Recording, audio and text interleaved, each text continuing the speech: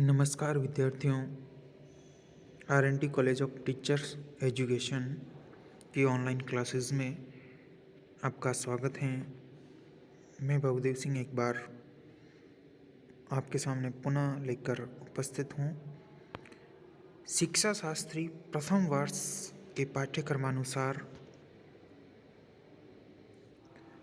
Unit first से मनोविज्ञान के सिद्धांत, और इस सिद्धांत में हम आज एरिक्सन महोदय के बारे में अध्ययन करने वाले हैं। एरिक्सन महोदय जर्मन में जन्मे थे, जर्मनी में, और अमेरिका में जाकर बस गए थे। इसीलिए इन्हें जर्मन अमेरिकन मनोवैज्ञानिक कहा जाता है।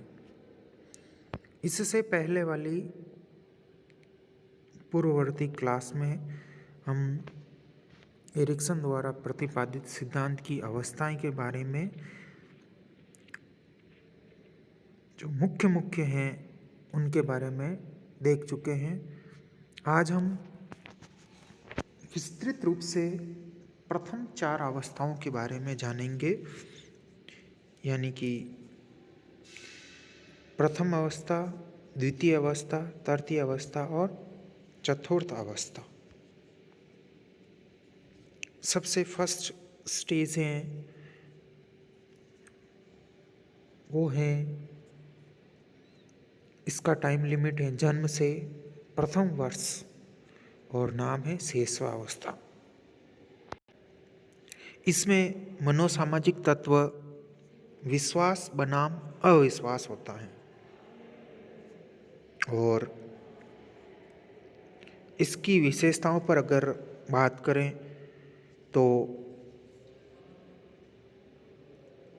प्यार व दुलार के कारण दूसरे तथा अपनों में विश्वास की भावना का होना, और ऐसा न होने पर अविश्वास की भावना का उदय होना, और इसका जो अनुकूल परिणाम होता है वो होता है आशा।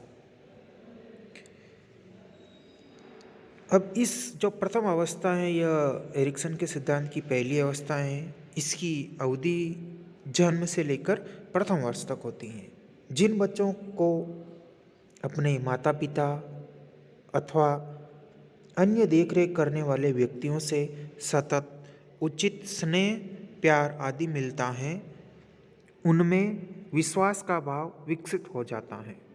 दूसरी तरफ जिन बच्चों को माता पिता तथा अन्य देखरेख करने वाले व्यक्तियों द्वारा प्राय रोते बिलखते तथा चिल्लाते छोड़ दिया जाता है, तो उनमें दूसरों के प्रति अविश्वास विकसित हो जाता है, जिससे उसे दूसरों के बारे में शक तथा दूसरों से अनावश्यक डर उत्पन्न हो जाता है, और शिशु में स्वस्थ व्यक्तित्व का विकास इस बात पर निर्भर करता है कि उसकी जिंदगी में अविश्वास के अनुपात में विश्वास की मात्रा कितनी अधिक है।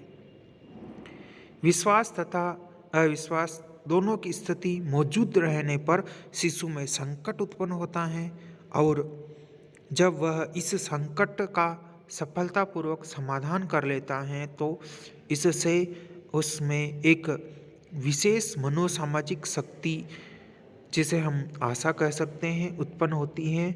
और आशा की उत्पत्ति से आगे चलकर जब यह शिशु वयस्क हो जाता है तो वह अपने सांस्कृतिक मूल्यों तथा धर्म आदि में काफ़ी आस्था दिखलाता है। इस प्रकार से ये एरिक्सन की फर्स्ट अवस्था थी।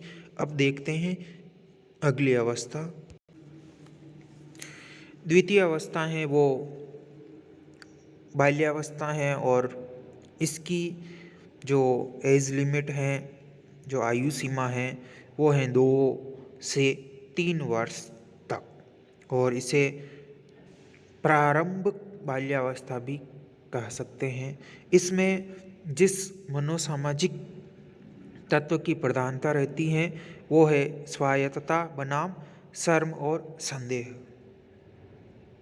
और इसकी जो मुख्य विशेषता होती है अगर तो हम देखें तो ये पाते हैं कि सामाजिक वातावरण को समझकर स्वतंत्रता पूर्वक व्यवहार करना और सफल होने पर संदेह का भाव होना, और इसका अनुकूल परिणाम आत्मनियंत्रण एवं इच्छा शक्ति होता है।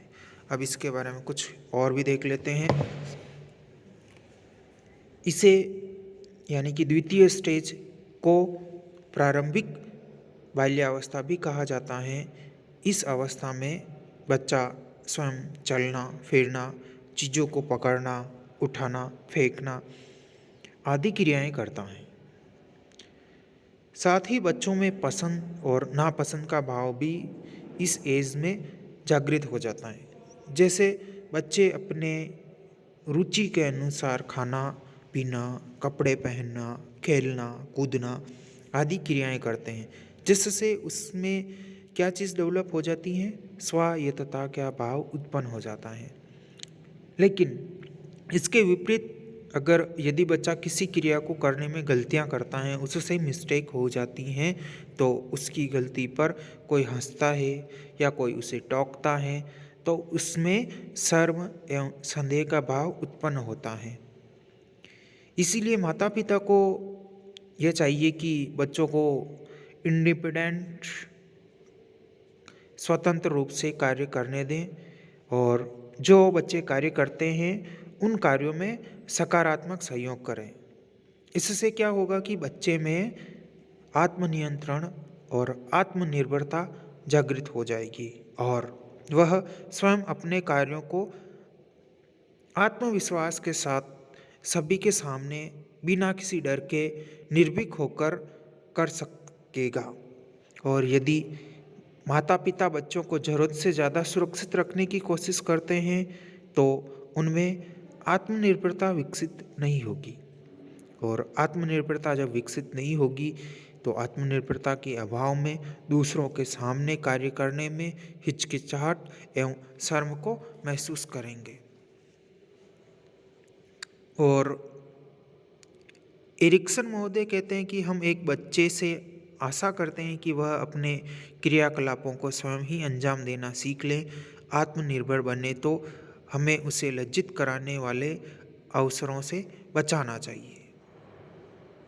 और 2 से 4 साल के बच्चों को कोई भी अनुभव जो अपनी काबिलियत या व्यक्तित्व की संदेह की दृष्टि से देखने को विवश कर दे, उसे मनोसामाजिक विकास पर नकारात्मक प्रभाव डाल सकता है। इस प्रकार से ये द्वितीय अवस्था हुई। अब देखते हैं तीसरी अवस्था। तीसरी अवस्था की एज है वो 4 से 6 वर्ष हैं। इसे खेल की आयु भी कहते हैं। और इसमें जो मनोसामाजिक तत्व होता है वह होता है पहल बनाम हीनता। इसकी विशेषता को अगर एक लाइन में हम देखें तो पहल करके नई जिम्मेदारी निभाना और सफलता पर अपराध की भावना पालना। और इसका अनुकूल परिणाम क्या है, निर्देश एवं उद्देश्य। अब इसको थोड़ा इस अवस्था को डिटेल में देख लेते हैं। इस अवस्था को खेल की अवस्था भी कहा जाता है। इस अवस्था में बच्चा विभिन्न प्रकार के खेलों में क्या करता है, रुचि लेता है और पहल करता है, और इस पहल के द्वारा बच्चों में आत्मनिर्भरता का बोध होता है। बच्चे इस आयु में विभिन्न कौशलों में अभिरुचि लेते हैं। यह उनके माता पिता की उनके कार्यों के प्रति की जाने वाली प्रतिक्रियाओं पर आधारित होता है। जो माता पिता अपने बच्चों की उत्सुकता का शांतिपूर्वक हल करते हैं तथा उनके द्वारा किए जाने वाले क्रियाकलापों में बाधा नहीं डालते हैं, उनके बच्चों में सकारात्मक अभिरुचि एवं पहल करने का बोध विकसित होता है। इसके विपरीत यदि माता पिता अपने बच्चों को बात बात पर टोकते हैं और बच्चों में हर एक काम पर उसको डांट मिलती है, तो बच्चों में कार्य के प्रति निष्क्रियता जागृत हो जाती है, और कार्य के प्रति निष्क्रियता के फलस्वरूप उनके बच्चों में अपराध प्रवृत्ति उत्पन्न होती है। तो तृतीय अवस्था में मुख्य चीज़ यही है कि हमें यानी कि जो माता पिता हैं, जो पेरेंट्स हैं, अपने बच्चों को बार बार नहीं टोके। यह होगी तृतीय अवस्था। इसके बाद में देखते हैं चतुर्थ अवस्था। चतुर्थ अवस्था की जो आयु है वो है 6 से 10 वर्ष। इसे विद्यालय आयु भी कहते हैं। और इसमें मनोसामाजिक तत्व वो परिश्रम बनाम अपराध बोध होता है।